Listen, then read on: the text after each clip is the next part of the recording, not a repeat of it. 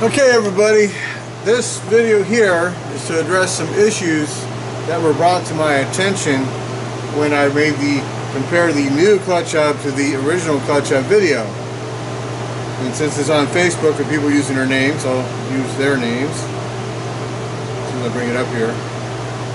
Dennis Woodson, the Panhead Group, mentioned that I'm incorrectly calling the key a keyway, which technically he's correct. So the key that goes in the keyway slot here is called a key, but I make these videos spontaneously. They're not edited, they're not scripted, so what comes into my head is what I'm spitting out of my mouth. So I'm going to incorrectly call a few things here and there, and I can't go back and edit it. It's like, there it is, here's your video, like it or don't. Anybody else can make their own video and put out whatever information they want. I'm giving my opinion, for what it's worth. So I've been incorrectly calling it a keyway for decades. Most people know what the fuck I'm talking about, but whatever. One of the other guys said, oh, you shouldn't use an impact on the clutch hub and a motor sprocket. Okay, well, when I started my business in '81, my only transportation was my Harley Davidson for a few years. So about 5 months into my brand new shovel head, I moved on to a rigid panhead and a 45 trike. And I had something else, I can't remember what it was. The panhead became a big flathead in the same chassis, which became a shovel head in the same chassis, which then I traded back for another pan motor, and then I sold it. And for about 2 or 3 years, I mean, that was it. I wanted to get somewhere, I was on my bike. And I didn't have an impact. I didn't have an air compressor. If I wanted one, I had to push it to the gas station a couple miles away and borrow their stuff.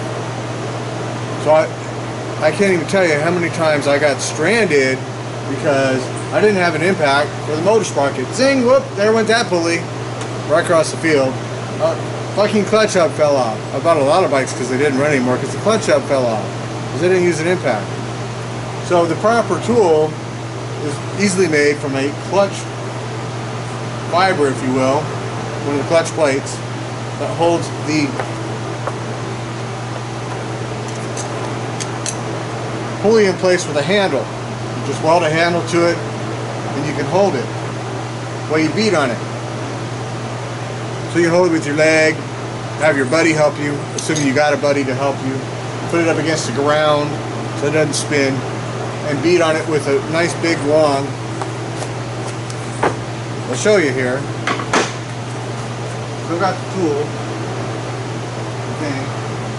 And the tool. The tool's now missing. Aha. Here we go. Here's my tool. Okay. I couldn't afford a torque wrench. So this was my answer. That's why this has a bunch of little beats on it right here. That's from me back in my early 20s trying to tighten those up with that tool I just described and a big sledgehammer. It didn't work so good. They always came loose. So there's a tool that was pretty much unobtainable. You had to make it. But when you're living in a garage on a budget of a 20-year-old, you ain't making nothing. That locks in off the sprocket, which I've seen people bust things doing that, using that tool, but whatever. That helps lock everything in place. So my pounding on this, I couldn't afford a torque wrench. A torque wrench in the early 80s was $150. A tank of gas wasn't even $20. I would drive for an hour to go make $10 because that was good money. $150 was a lot of money at the time.